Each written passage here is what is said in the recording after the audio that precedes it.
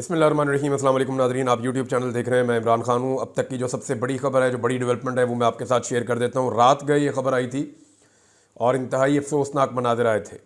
मैं आपको इसके सारे पहलू बता दूंगा कि एक्चुअली ये सारी कहानी है क्या। एक तो ये है कि इंतज़ार हुसैन पंजूथा साहब, जो इमरान खान साहब के तर्जुमान और इमरान खान साहब के फोकल पर्सन है जब से वो जेल में गए हुए हैं, और इन्होंने इमरान खान साहब के साथ सबसे ज़्यादा मुलाकातें जेल में जाकर की हैं। अब वहाँ कोई मुलाकात खुफिया तो होती नहीं है। अभी मैंने आपको पिछले वीलॉग में बताया कि पाकिस्तान तहरीक इंसाफ के लोग बताते हैं कि वो मुलाकातें कैसे होती हैं, एक एक चीज़ को रिकॉर्ड किया जाता है। मेरे अपने सोर्सेज ने भी मुझे बताया है, और इमरान खान साहब इस बात को जानते हैं कि इमरान खान साहब का एक एक जुमला, हालांकि वहाँ पे अगर उनको एक छींक भी आए तो वो भी रिकॉर्ड हो जाती है और वो पहुँच जाती है जहाँ पहुँचाई जानी होती है। बहरहाल इमरान खान साहब को जब भी मिलवाया जाता है तो कोई ना कोई सुन रहा होता है या कोई ना कोई रिकॉर्डिंग हो रही होती है। ऐसा नहीं है कि वो इंडिपेंडेंटली अपने लोगों से मिले, जैसे कि नवाज शरीफ या जरदारी या बाकी सियासतदान मिलते हैं। ऐसा नहीं है। ये सहूलत बाकियों के लिए थी, इमरान खान के लिए ये सहूलत मैसर नहीं है। बहरहाल इंतज़ार हुसैन पंजूथा साहब को 8 अक्टूबर को अगवा कर लिया गया था और पूरा पाकिस्तान जानता है कि क्यों अगवा किया गया। और इस बीच में कोशिश की गई कि इमरान खान साहब की मुलाकातें बंद हो जाएं, और उसका हिस्सा भी थे इंतज़ार पंजूथा साहब। उनके पास ये इन्फॉर्मेशन थी कि इमरान खान साहब मज़ीद क्या क्या चाहते थे। फिर उन्हें अगवा कर लिया गया। अब 25 दिन के बाद वो बाजियाब हुए हैं इंतज़ार पंजूथा साहब, और एक कहानी बनाई और कहानी सुनाई गई है। वो जो कहानी मीडिया के ज़रिए से बनाई और सुनाई गई है वो मैं आपको बता देता हूँ। एक्चुअली कहानी जो पुलिस ने बनाई, फिर आपको उसके फैक्ट्स मैं आपको बताता हूँ। कहानी ये कहती है, जो तर्जुमान है पुलिस का, उसके मुताबिक हसन अब्दार में नाकाबंदी की थी, मशकूक गाड़ी आई, उसको रोका तो गाड़ी में सवार अगवाकारों ने पुलिस पर फायरिंग शुरू कर दी और एक शख्स को अगवा करके लोग लेकर जा रहे थे अगवाकार। पुलिस ने जवाबी फायरिंग की। अगवाकार जो है वो मगवी को और गाड़ी को छोड़कर भाग गए। उसके बाद ये एक वीडियो जारी की गई, यानी ये कहानी है पुलिस की। तो हमने जाके बंदे से पूछा। अब वहाँ पे पुलिस जो है वो वीडियो बनाती है और वीडियो बनाकर उसको फौरी तौर पे पोस्ट कर दिया जाता है, वो पब्लिक हो जाती है। अब इस कहानी में कुछ गलतियां हुई हैं। कहाँ गलतियां हुई हैं जिन्हें दुरुस्त करना चाहिए था? नंबर 1, एक्टिंग बिल्कुल फारग थी। जिस पुलिस वाले की ड्यूटी लगाई गई, मुबैना तौर पे थोड़ा अर्सा पहले इसको यहाँ पे लेकर आया गया है इस थाने में, क्योंकि यहाँ वकूआ बनना था तो यहाँ पे कुछ अर्सा पहले आया ये बंदा। तो इसकी एक्टिंग बिल्कुल फारग थी, वो एक्टिंग बेचारा कर नहीं पाया। इसके जो सवालात थे वो बचगाना थे और स्क्रिप्टेड लग रहे थे पहले से ही। फिर इसने पूछा कि आपका नाम क्या है? इंतज़ार पंजूथा था, वहाँ पे ऐसे पीछे हाथ उनके बंधे हुए थे, पाँव भी बंधे हुए थे। अच्छा, पाँव नहीं बांधे जाते, क्योंकि मैं ट्रैवल करता रहा हूँ, 6 दफ़ा मुझे ट्रैवल करवाया गया, तो पाँव नहीं बांधे जाते, हाथ बांधे जाते हैं, ये बात ठीक है। आंखों पे पट्टी बांधी जाती है, सर पे एक बोरा चढ़ा दिया जाता है, हाथ पीछे बांध दिए जाते हैं। बाद औक़ात 1-2 दफ़ा ऐसा भी है कि आगे भी बांध दिए गए, एक आध दफ़ा हाथ नहीं भी बांधे गए, ऐसा भी हुआ। तो बहरहाल ये इंतज़ार पंजूथा साहब को बांधा हुआ था और ये पूरा स्क्रिप्टेड लग रहा है, क्योंकि वहाँ उसने नाम पूछा तो इंतज़ार हुसैन पंजूथा साहब ने कहा कि इंतज़ार मेरा नाम है। उसने कहा आपका नाम क्या? उन्होंने कहा इंतज़ार। तो उसने दोहराया कि इंतज़ार हुसैन, इंतज़ार हुसैन नाम है। उसे कैसे पता चला कि इंतज़ार के बाद हुसैन आता है? और वो ये साबित कर रहा था या शो कर रहा था अपनी वीडियो में कि मैं इस शख्स को जानता ही नहीं, मुझे पता ही नहीं है ये वकील है या ये वो बंदा है जिसको पूरा पाकिस्तान ढूंढ रहा है। ये कितना नकम्मा पुलिस वाला है इंस्पेक्टर, जिसे ये नहीं पता कि ये शख्स जो गाड़ी में मिला है इसको पूरा पाकिस्तान ढूंढ रहा है, इसके ऊपर केसेस चल रहे हैं, पूरा पाकिस्तान का सोशल मीडिया इस पे भरा पड़ा है। वो वीडियो तो बना रहा है लेकिन वो अनजान बन रहा है कि मैं इसको नहीं जानता। फिर नाम पूछता है आपका नाम क्या है? उन्होंने बोला इंतज़ार। अच्छा, इंतज़ार हुसैन। तो जब इंतज़ार हुसैन बोल दिया तो इसका मतलब है उसे पहले से पता था कि इंतज़ार हुसैन पंजूथा है जी मेरे पास। पूरा नाम उसने खुद ले लिया, ये भी एक गलती की उसने। फिर जनाब वो थाने में बिठाकर, अब इंतज़ार साहब रो रहे हैं, उनकी बुरी हालत है। मैं समझ सकता हूँ, ये बहुत तकलीफ मरहला होता है। जिस शिद्दत का उन्होंने सामना किया है मैं उसका अंदाज़ा कर सकता हूँ। इंसान बुरी तरह टूट जाता है। ये 25 दिन नहीं है, 25 साल है। जो लोग जेलों में गए ना वो शुक्र करें अल्लाह का, बल्कि वो भी नहीं करना चाहिए। अल्लाह की नाशुक्री किसी हाल में नहीं करनी चाहिए। जो लोग जेलों में गए वो तकलीफ कुछ भी नहीं है, कुछ भी नहीं है वो तकलीफ। ये जो कैदे तन्हाई के अंदर ऐसे अगवा करके डाल दिया जाता है ना, वो जिस लेवल का टॉर्चर और ज़हनी टॉर्चर है आप उसका अंदाज़ा नहीं लगा सकते। जो लोग उस टॉर्चर से गुजरे हैं वो ये बताते हैं और सबको इस बात का अंदाजा है और मेरा उनके साथ कंसेंसस है कि ये 1 साल 1 दिन के बराबर होता है, इतनी तकलीफ होती है इसमें। तो इंतजार पंजूथा साहब जैसे मजबूत आदमी की आपने हालत देखी कि क्या बना दी, तो ये बहुत मुश्किल है। मैं इसको समझ सकता हूं, उनकी तकलीफ को मैं जान सकता हूं। अब पाकिस्तान का बच्चा बच्चा जानता है कि इंतजार पंजूथा साहब गायब है, लेकिन वो पुलिस वाला जो है वो ये शो कर रहा है कि जैसे मुझे नहीं पता और कहता है जी हम तो आपके लिए फरिश्ते बन के आ गए। फिर उन्हें पानी पिलाया जा रहा है, उनसे कहानी गढ़वाई जा रही है कि बताएं जी आप कहाँ थे, किस इलाके में थे, क्यों थे, बंदे कौन थे। फिर एक बयान जारी कर दिया गया बाद में, लेकिन चले उस पर आते हैं बाद में।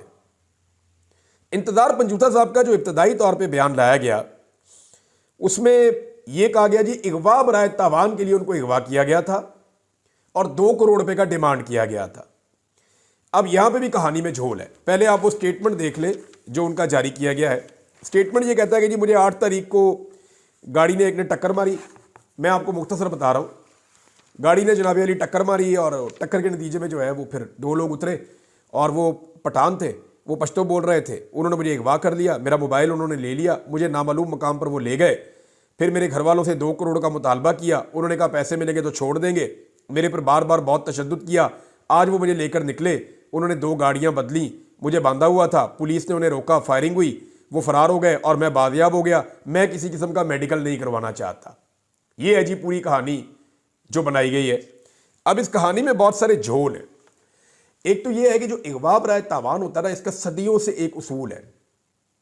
अब जब से टेलीफोन बन गया है तब से तो एक ही उसूल है कि जो मगवी है जिसको इगवा किया गया है उसकी उसके घर वालों से या जानने वालों से बात करवाई जाती है टेलीफोन पे कि जनाब ये देख लें, ये बंदा आपका हमारे पास है, हमारी ये डिमांड है, आप ये पूरी कर दें, ये बंदा आपको वापस मिल जाएगा। तो इगवा बराए तावान का तो सादा उसूल है। सदियों से इसका उसूल ये चल रहा है कि जो इगवाकार है उसको ये साबित करना होता है कि आपका बंदा मेरे पास है और वो बंदा अभी सही है और मैं आपको वापस करूंगा, मेरी ये डिमांड है, ये पूरी आप कर दें। माजी में ये होता था कि उसकी कोई निशानी भेज दी जाती थी कि ये देखिए जी आपका बंदा हमारे पास है, उसकी निशानी आप देख लें। उसकी कोई चीज़ भिजवा दी जाती थी या उससे कोई ऐसी बात पूछ के घर वालों को बताई जाती थी जो सिर्फ वो और उसके घर वाले जानते थे, या कोई ऐसा राज वो बंदा बताता था जो जाके घर वालों को बताया जाता था तो वो चेक करते थे, वो चीज़ वैसे ही होती थी, तो उन्हें यकीन आ जाता था कि ये अगवाकार ठीक है, बंदा इसके पास ही है।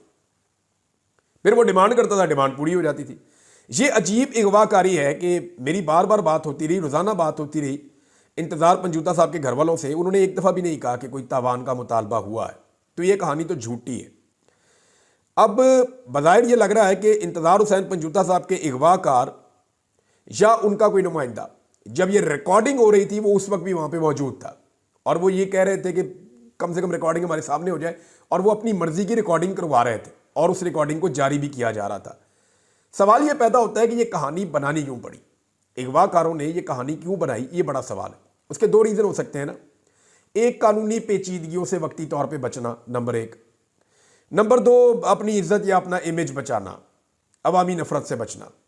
तो मैं आपको ये क्लियरली बता दूं कि दूसरा मकसद तो नहीं है, क्योंकि पूरे पाकिस्तान को पता है कि इंतजार हुसैन पंजूथा को किसने अगवा किया था। मैंने ये एक ट्वीट किया, उस पर मैंने पूछा लोगों से सवाल कि इंतजार हुसैन पंजूथा को कौन अगवा करके ले गए थे, अगवा बराए तावान वाले या अगवा बराए बयान वाले।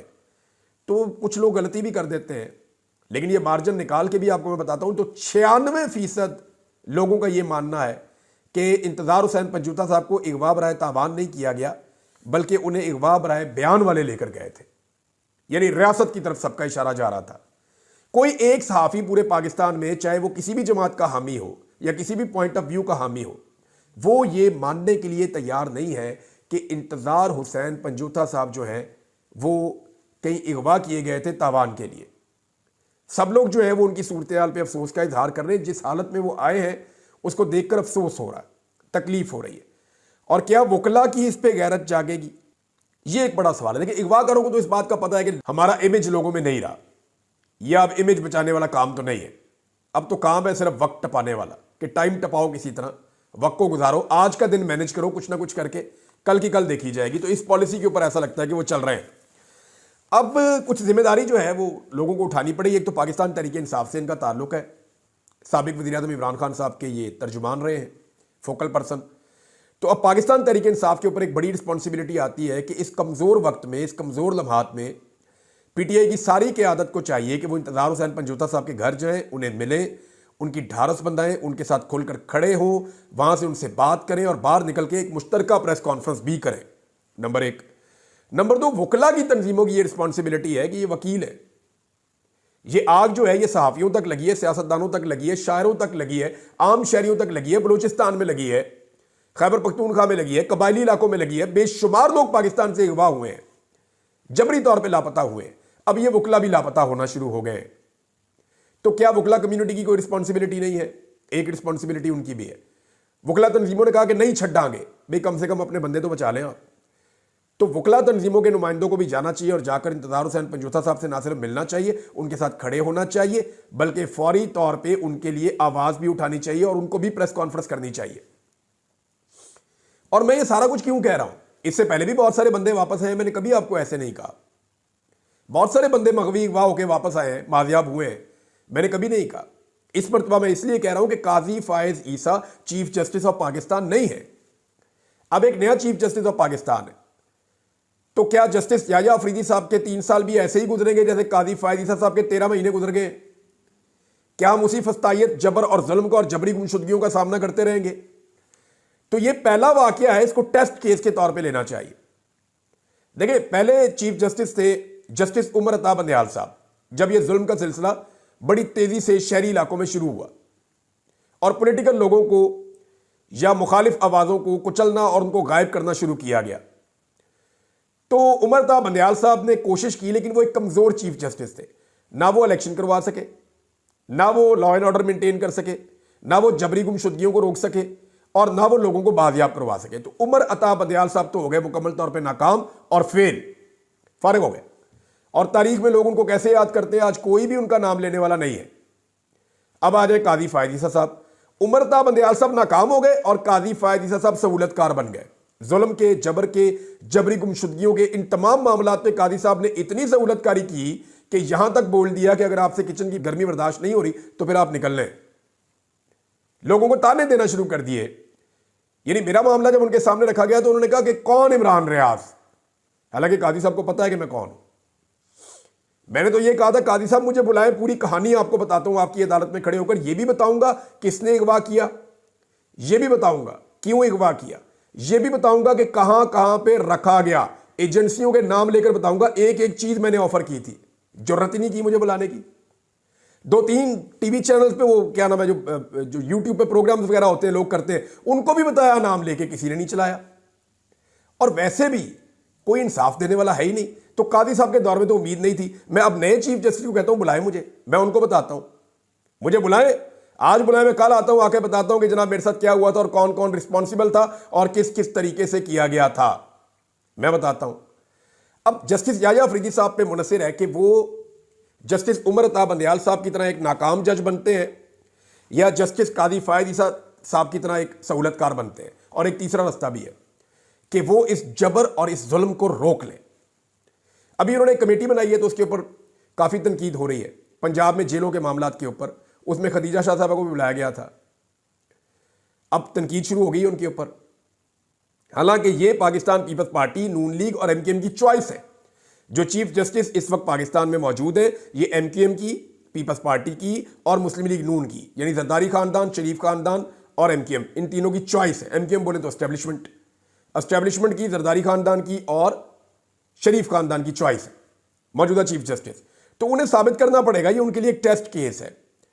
देखना यह है कि वो अगवाकारों तक पहुंचते हैं या नहीं पहुंचते इस मामले में, और या फिर ये चीज़ें उनके दौर में भी एक नॉर्मल चीज़ के तौर पे हो जाएंगी। खुदा ना खास्ता, अल्लाह ना करे। हमें बड़ी उम्मीद है कि कादी साहब के जाने के बाद अदलिया बदलेगी। अच्छा, ये जो फार्मूला है ना अगवा से बरामद होने का, ये वाला, ये मेरे से भी लगाने की कोशिश की गई थी उस दौर में। किसी दिन ये पूरा वाकया आपको मैं बताऊंगा कि मुझे क्या ऑफर किया गया था और कैसे किया गया था और फिर हालात कहाँ पे गए। किसी दिन मैं ये चीज़ें आपको बताऊंगा, लेकिन अभी कुछ और खबरें आपके साथ शेयर कर देता हूँ। एक तो अली अमीन गंडापुर साहब ने कहा है कि जो स्वाबी वाले जलसे का लायामल है वो इमरान खान साहब की मर्जी से हो रहा है। उन्होंने क्लियरली ये कहा कि जो हम पेशावर में करने जा रहे थे अब हम स्वाबी में आ गए हैं, तो इसके अंदर इमरान खान साहब की मर्जी शामिल है। स्वाबी के अंदर जरगा बुला रहे हैं, बड़ा जलसा कर रहे हैं और कोई वहाँ टेंट वेंट भी इकट्ठे कर रहे हैं, बंदे भी बुला रहे हैं। तो पाकिस्तान तहरीक इंसाफ क्या वाकई एक बड़ी तैयारी कर रही है इस बारे में अभी कुछ चीज़ें खुफिया असेसमेंट्स की जा रही हैं कि तहरीक इंसाफ किस लेवल पे इसको ले जाएगी, और एक खिचड़ी तो पक रही है, आने वाले दिनों में आपको पता चल जाएगा। लेकिन ओवरसीज़ पाकिस्तानियों ने कमाल कर दिया। यानी पेरिस में एक बहुत बड़ा एहतजाज किया पाकिस्तान तहरीक इंसाफ के लोगों ने, या ओवरसीज़ पाकिस्तानी आप कहें, क्योंकि वहाँ दो ही झंडे थे, तहरीक इंसाफ का था या पाकिस्तान का झंडा था। और जितने मुजाहिरीन थे बहुत बड़ी तादाद में थे पेरिस में, उन सब ने पाकिस्तान का कौमी तराना पढ़ा, बावाज़ बुलंद पढ़ा, और उसके बाद फिर अपने मुतालबात सामने रखे। उन सब का कहना था कि इमरान खान साहब के साथ जो जुल्म और ज्यादती हो रही है, पाकिस्तान के अंदर जो लाकानूनियत है, नाइंसाफ़ी है, उसको बंद किया जाए। और वो सारे जो हैं वो इमरान खान साहब के साथ और उनके कॉज के साथ खड़े हुए थे। तो पेरिस में एक बड़ा एहतजाज हो गया, पिछले दिनों बार्सिलोना में एक बहुत बड़ा एहतजाज हो गया, नॉर्वे के अंदर एक्टिविटी हो गई, अमेरिका के अंदर कंटिन्यूसली एक्टिविटीज़ हो रही हैं, और बरतानिया के अंदर भी लगातार हो रही हैं। और आज का दिन यानी 3 नवंबर का दिन बरतानवी टाइम के मुताबिक दोपहर को 2-3 बजे का टाइम उन्होंने रखा हुआ है। वहां पे बहुत बड़ी तादाद में ओवरसीज पाकिस्तानी 10 डाउनिंग स्ट्रीट में एक एहतजाज करने जा रहे हैं, और उसमें पाकिस्तान तहरीक इंसाफ की क़यादत भी शामिल हो रही है। अब आज का दिन जो है वो लंदन में बहुत इंपॉर्टेंट है, और पाकिस्तानियों के लिए बहुत ही इंपॉर्टेंट है कि देखते हैं पाकिस्तानी कितनी बड़ी तादाद में निकलते हैं। अगर वहां पे एक बाअसर मुजाहरा करने में कामयाब हो गए तो पाकिस्तानी एस्टेब्लिशमेंट के ऊपर बहुत दबाव पड़ेगा, क्योंकि मगरिब से आने वाले दबाव को पाकिस्तानी एस्टेब्लिशमेंट बहुत ज़्यादा महसूस करती है। एक खबर और है जी नवाज शरीफ साहब को लेकर, लेकिन इमरान खान साहब को मिलिट्री हिरासत में लेना एक बहुत बड़ी ख्वाहिश है, लेकिन इस ख्वाहिश को अभी दबाकर रखा गया है। देखिए, पाकिस्तान के अंदर कुछ फैसले अभी पेंडिंग है, और उन फैसलों को करने के लिए पहले इंतजार किया जा रहा है कि देखते हैं कि अमेरिकी इलेक्शंस का क्या बनता है। जिस वक्त अमेरिकी इलेक्शंस का नतीजा आएगा तो उसके बाद फैसला किया जाएगा कि इमरान खान साहब के हवाले से कुछ जो बड़े फैसले हैं जो पेंडिंग है उनका करना क्या है। पीआईए को खरीदने में दिलचस्पी जाहिर की है नवाज शरीफ साहब ने। देखें, ये वो मुल्क है जहां पे 40 अरब रुपए की मुबैना तौर पे फायरवॉल का काम किया गया था। खबरें यही आई थी ना, 40 अरब रुपया लगा दिया जी, फायरवॉल आ गई जी, अरब रुपया लगा दिया फायरवॉल के ऊपर जी। बहुत सारे लोगों को 30 अरब कह रहे थे, कुछ 40 अरब कह रहा था। उस मुल्क में पीआईए की इतने बड़े एसेट की जो कीमत लगी है वो 10 अरब रुपए लगी है। अंदाजा कीजिए आप। जब ये 10 अरब लगी थी ना, मुझे तभी शक हो गया था कि कोई इसको खरीदना चाहता है। तो अब नवाज शरीफ ने कहा जी मेरी बेटी खरीदना चाहती है, और ये ऐसा नहीं है कि पंजाब हुकूमत खरीदेगी, इसका एक कंसोर्शियम बनाया जाएगा। अपने कुछ बिजनेसमैन, कुछ कम्युनिटी के लोगों को इसमें शामिल किया जाएगा, कुछ हिस्सा प्राइवेटाइज किया जाएगा, कुछ पंजाब हुकूमत लेगी, और कुछ थोड़ा सा फेडरेशन के पास रहने दिया जाएगा। ये गेम डाली जा रही है, और पीआईए को ओने पोने लेने की तैयारी हो रही है। और तो और जो है वो महारानी साहिबा ने ये भी कह दिया कि जनाब इसका नाम जो है वो पंजाब एयर रखा जाए। अब इनके किए किराए पे पानी डाल दिया खैबर पख्तूनख्वा ने। उन्होंने कहा जी हम भी खरीदा रहे हैं, फिर पीआईए हमें दे दीजिए, हम इसका नाम भी पाकिस्तान एयरलाइन ही रहने देंगे, और जो पैसे आपको अभी तक ऑफर हुए उससे ज़्यादा पैसे हम दे देते हैं, ये हमें दी जाए। तो पाकिस्तान के एसेट्स को देखें ये कैसे लेते हैं। यानी इन्होंने ऐसा समझा कि बाप का माल है, लूट का माल है, ले जाओ लूट के। पहले भी बेशुमार चीज़ें बेची हैं, अपने ही लोगों को बेच दी हैं, अपने ही इन्वेस्टर्स को बेच दिए, उसका फ़ायदा उठा लिया, और अब पीआईए को भी ऐसे ही समझ रहे हैं ये भाई ये एयरलाइन चल सकती है, जो भी खरीदेगा चलाने के लिए खरीदेगा ना, नफ़ा कमाने के लिए खरीदेगा। यानी 40 साल से आप एयरलाइन का बेड़ा गर्क कर रहे हैं, अब आप ही इसको दोबारा खरीद के खड़ा कर देंगे। आपकी अपनी एक भी स्टील मिल कभी खसारे में नहीं गई, पाकिस्तान की खसारे में जाती है। आपका अपना कोई कारोबार कभी नुकसान में नहीं गया, पाकिस्तान का हर काम नुकसान में जाता है। क्यों? वो इसलिए कि आप पाकिस्तान को डैमेज करते हैं और अपना फायदा करते हैं। कन्फ्लिक्ट ऑफ इंटरेस्ट है। अरे इसमें जुल्फी बुखारी साहब ने एक डेवलपमेंट है वो मैं आपके साथ शेयर कर देता हूं कि ऑक्सफोर्ड यूनिवर्सिटी में जो इलेक्शन हो रहा था चांसलर का, उसमें से इमरान खान साहब का नाम जो है वो हतमी फहरिस्त में शामिल नहीं किया गया था। इस पे जुल्फी बुखारी साहब जो हैं उन्होंने कानूनी तौर पर ऑक्सफोर्ड यूनिवर्सिटी से वजूहात मांग ली है। अब ये कानूनी कार्रवाई ये शुरू हो गई है, इसकी डिटेल्स आपके साथ शेयर करेंगे बाद में। अब तक के लिए इतने, अपना ख्याल रखिएगा, अपने इस चैनल का भी। अल्लाह हाफ़िज़।